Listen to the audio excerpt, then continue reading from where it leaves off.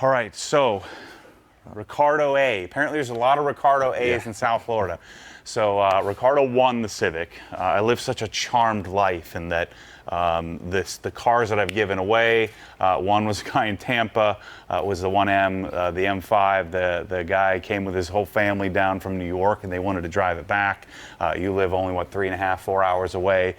So Ricardo won the car, and we're going to take him around and just tell him the whole story, and we're going to pretend the camera's not here. But he wanted to come up and get a once-over to see everything, and so I can explain it all to him. And then we're going to ship the car, and by the way, this is all the stuff. Your wife is going to kill you. Yeah. All these pallets, all four of them, all the way back to the back wall, that's all the Civic stuff. So that's the original engine and all that goes with it. So wow, even the manual. Yeah. So let's start with the front. Oh, I already opened the hood. So obviously, I think the coolest thing. This was my 20-year-old dream, was to have a B18C. All right. So this is a B18C JDM Type R engine, built by my friends at LHT. They're, I would wager, the best Honda tuners in the world. Especially my style, where they're building. I mean, you guys heard it when I started in the parking lot. It idles normal, it runs normal. The key is, I wanted to be 18, but I didn't want all the problems that come with a swap. That's why I didn't do a K swap or something like this. This is what I wanted when I was 20, or 19. And so I kept telling all my friends, I'm going to B18 swap it.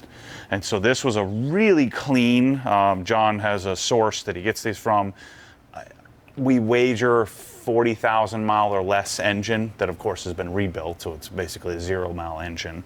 But we did a B18C JDM transmission as well, limited slip differential. So this is basically a stock intake manifold, stock rebuilt, factory fresh JDM B18C, skunked 2 cams. He rebuilt pistons, new connecting rods, so the whole engine should be bulletproof for multiple 100,000 miles.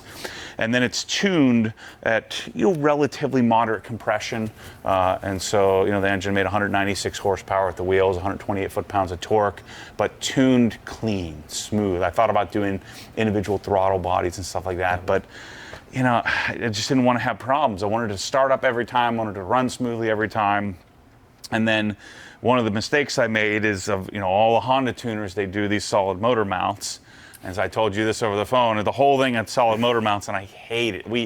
Mike and I drove it across to Orlando to go get it aligned, and it was miserable. So we took them all out except for the one. This is something I think it's okay with the one. The reason why I left the one on is because this is a three bolt motor, and the B16 is a 2-bolt motor, and so you would need to take this whole thing apart in order to get that off. But everything looks pretty good. So I had a Toyota header when I was 20. And me and my buddy, it was the first project we ever did. We put it up on jack stands in his garage, and it took us like 6 hours to do the header. It should take 15 minutes. And then we went for our first test drive, and I forgot to put the dipstick in, and it blew oil all over the Toyota header. But this is a imported from Japan Toyota header into test pipe. Luckily, you're in Florida, so we don't have to worry about getting emissions testing and everything. But spoon, oil cap. John made us a custom titanium intake. Remember, the thing with these cars, you have to be careful in rain because it'll suck. You could hydrolock the engine. You know a lot about Hondas, but you can strut tower brace. And then I had John tack weld our Moton 3-way adjustable reservoirs to them. You can strut tower brace. So technically, I ruined the strut tower brace, but to me it was worth it in order to get the 3-way mounts. And so your adjustability is here. So I believe this is speed of rebound. You'll have to read fast or slow. Yeah. So the speed of how rebound. We can talk to Sean. We should have had Sean come here and tell us all about it. But I am running it pretty soft. If you take it to the track, you may want to adjust. But you have, I believe, compression rebound, and then you have independent compression rebound adjustment. People are going to be yelling at me on the screen, but we have an 8-pound lithium-ion anti-gravity battery. I did a ITR brake master cylinder. You'll feel the pedal. The pedal feels fantastic. But other than that, I mean, they have Koyorad radiator and spoon hoses, but it's very OE-like with about 40 more horsepower. And then I talked to you on the phone. You can see this is spoon hood, which is about, I think it's about 13 pounds lighter. But spoon isn't, I don't know if spoon isn't what they used to be. This is what I had. I had a carbon fiber. I had some, I had not a spoon one because I couldn't afford it. But so I got the spoon hood, and then we PPF wrapped it. So this has G-Technic Halo on it, which is a ceramic coating, and then has Expel Ultimate on it to help hide some of the imperfections of the carbon fiber. But it is, super lightweight, and this is a race part. So that's why they don't care so much about this kind of stuff. Yeah, that's their origin. It's just racing spoon. Civic Type R headlights. So these are from Matt at ICB Motorsports. He imports the JDM Type R headlights. Somebody, I don't even know who it was, but he sent me he can maybe comment on the YouTube video, he sent me a city lights adapter. So all the lights function. I left the amber bulbs in. You could do whatever color bulbs you want, but I think the amber makes sense. They're slightly tinted. The backs are slightly black tinted, where the regular Civic lights, which are on the pallet somewhere, have a bit of a bit more chrome look to it. The factory fog lights are functional. Everything's good there. Notice color difference. This is a common thing on all EM1 Civics. The plastics, so the center section for the rear license plate, this and the side, they turn a little purple, and so that's a common trait of these cars. I thought about repainting it, but it's kind of stock. It's what they do, and so I figured I'd leave it original like that. And even being a 20-year-old car, there's a patina to it, but I didn't want to repaint the bumper. I didn't want to repaint anything on it. I wanted to leave it as original as possible. Original windshield, and even like the cowl. I didn't replace any of this. This is all original. It's just incredible. I bought an E36 M3, and everything's melty and cracking and falling apart. This thing is just these are the original wiper blade arms. I thought I'd be replacing all of that. These aren't the original wiper blades, but it's just incredible how all of the expansion joints are just beautiful. All the window, I didn't do anything. All I did was just put a coating on it and just clean it. And I bet you this car has seen more rain from me than it has in its life. It's right at, it may have rolled at 28,000 miles just pulling into the garage here, but it was 27,999. Spoon mirrors, I talked to you about if it were me long term, I'd probably put the factory hood, which is behind us here. It's beautiful. The factory hood is great, and bolt right back on in 10 minutes. I'd probably put the factory mirrors back on, but for the fun of the giveaway, I did this. But for long term, I'd probably play back and forth between having the carbon fiber and not, but the factory mirrors bolt right back on. The body has been completely metal corrected twice. So we did it once, did all the work, and had Michael Good, who's world class, Michael Good from the Dent Company, went over the entire car multiple times and corrected the metal. So any dents, any creases, any imperfections, he's spent a lot of time on. The only imperfection left on it is the left rear, where I rolled it and jacked it up. But it's good enough for me, so hopefully it's good enough for you. But don't roll the fenders if you can help it. That was a terrible idea. I should have just left it alone. The rest of the exterior, the tail lights are clean and fresh. This is the original SI badge. I didn't have to mess with that. The paint has been, I just did a full recoating of it. I probably should have just waxed it and then coated it, but I was able to jewel it up and make it look perfect. There are very few scratches, which is just incredible for a 20-year-old car. You can kind of make this stuff up on camera, but it's like, this is better than mine was when I was, when I had it, when it was, 2 years old. And so I'm really pleased with how the thing came out. Let's put it up in the air and I'll show you underneath. Changed pretty much every control arm, every part and piece on it that you can without making it too aggressive. Again, I wanted to be streetable. I'm a bolt-on kind of guy. I'm not a cut and chop, and it's just not my style. You could certainly make a car like this faster.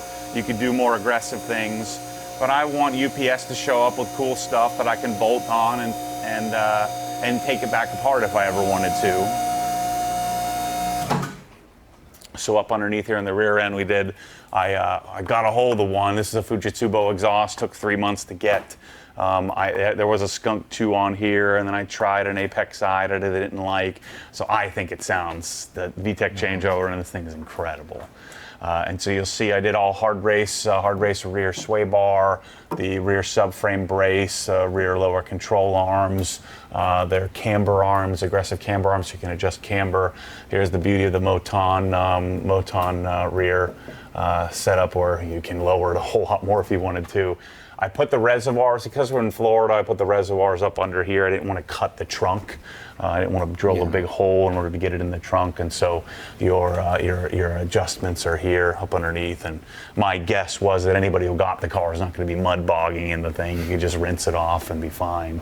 And so here's a better view of the Moton reservoir. And these are, crap, what is that company?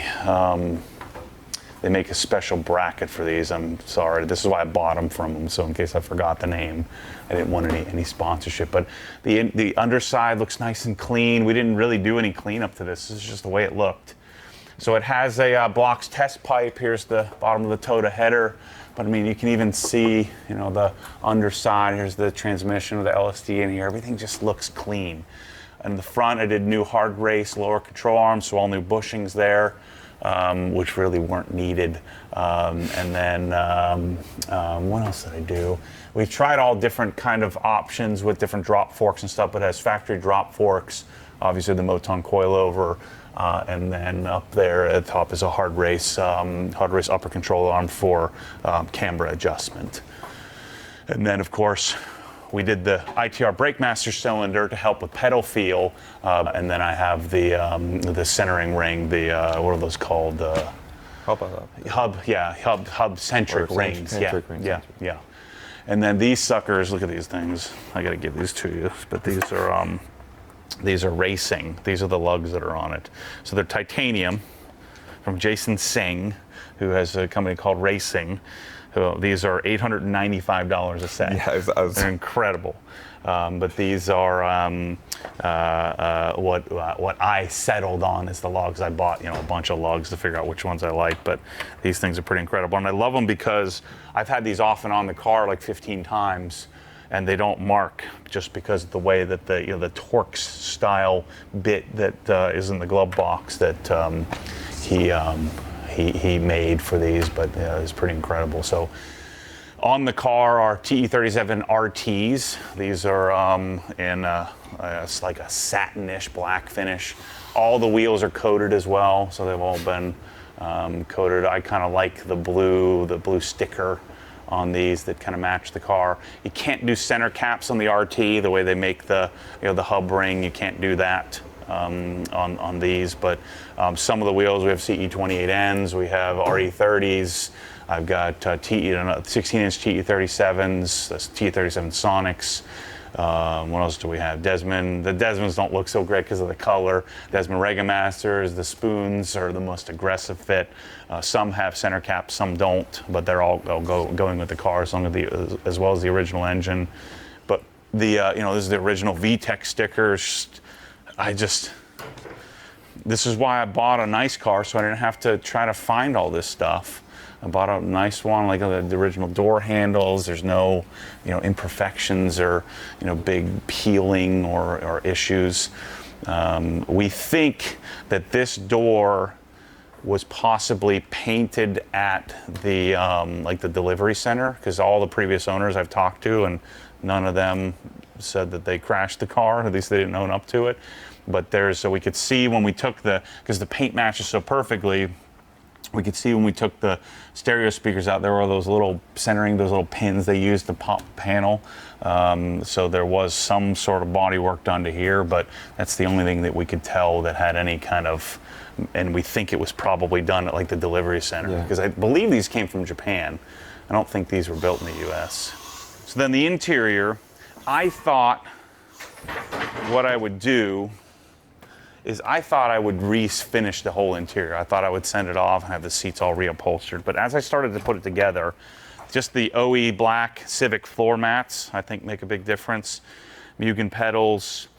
He actually had white overlays on the gauges, and I think this is one of the best gauge clusters of any car of all time, and they covered it up with weird white gauges. So I took it apart and got some tweezers and got it all back to factory fresh. This is a S2000 wheel that I had refinished. I think it cost me like $3,000 to have the wheel done because it was a new wheel, and then I had to buy an airbag separately and had it, flat bottomed, refinished. These I imported from Japan, so I bought them. I think it was like $1,800 just to ship them here, but I think it was worth it. These seats are incredible. They're basically Recaro Speeds made for Mugen and then reupholstered.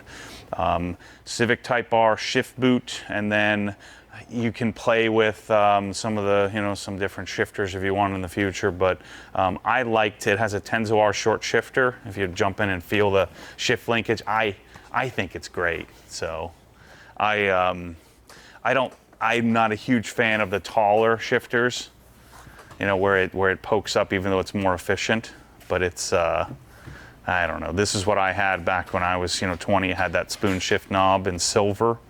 And so I went with spoon again, but it's you can feel ITR shift linkage. It's pretty good.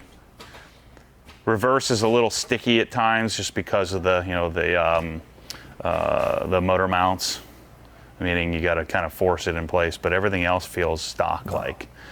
So then we have a $26,000 stereo in this thing. In your kick panel to your left, what I wanted is I didn't want an intrusive audio system. Doing speakers in the kick back in the day was like the thing to do. And so it has a 4-inch and tweeter in the kick panel, and then it has a 6.5-inch Dynaudio in the door, Dynaudio Isotar, which is their best woofer, Sony RSX GS9 head unit. There's a Moscone processor, 2 10-inch woofers in the trunk, and your sub control is right here. See right there? That's your subwoofer control on the side of the steering wheel there. The only thing that doesn't function in the car like stock is cruise control. Air conditioning does, because I changed the steering wheel. You could get cruise control to work, but I couldn't find any data on how to do it, and so I figured I'd leave that to you. So I quit. I don't. This isn't a cruise control kind of car, but it does bother me that there is something that isn't, purely functional as you might imagine. But I gave up on that one, so I'm owning up to it. But it's just the front stage. There are no rear speakers, just front speakers, and then of course the subwoofers in the trunk. Mugen pedals, and then it's a Sargent Racing dead pedal, I believe. JDM dead pedal. I sort of removed the stock one. I have the original floor mats, have all the original parts and pieces. The only piece that's been modified in the whole car were the kick panels. Those were partly the original kick panels, which you could still buy and replace. So those are available. But everything else is stock and good to replace. And then the trunk, you'll see. I don't know if you watched the stereo video, but there's a lot going on in the trunk, but you can't see anything, and that's what I wanted. Yeah. When I was younger, when I had mine, we mounted the amps and everything. You could see everything, but this car, everything is beautifully hidden. The thing that I'm most proud of my friend who did this for me, Derek from Sound and Motion, is just how he built the box specifically and thought ahead that the wiring, that runs, he left a channel on the side of the box so the wiring doesn't impede. I hate LEDs, but somehow he did an LED that looks good. Nice. So this is a very expensive Moscone 5-channel monster. And luckily, the lights don't dim in the car. You know, these are more efficient than they used to be back in the day. You used to have to put capacitors and things. The Moscone processors over there mounted to the side, and of course your Moton adjustable. Your adjustments are on the top here, you know, next to the strut brace. And so, actually, the subwoofer underneath this amp panel here, the subwoofer is actually ported so it comes up underneath the amp. Is the way the ported, they're down firing out of phase subwoofers. There's two 10-inch woofers, and they actually port up this way back through the trunk. It's pretty neat how it works. And then it's bolted down, so the subwoofer box is actually bolted down into the factory location where the factory spare tire bolts to, so it's not going anywhere. Yeah, so there's your top mount adjustments for the Motons. I think that's it. 140,000 bucks later. In fairness, I probably only spent 120, but there's 20 grand in wheels, you know, and wheel decisions. But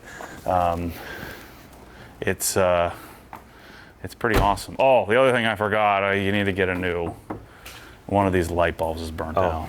I just saw that the other day and I forgot to order it.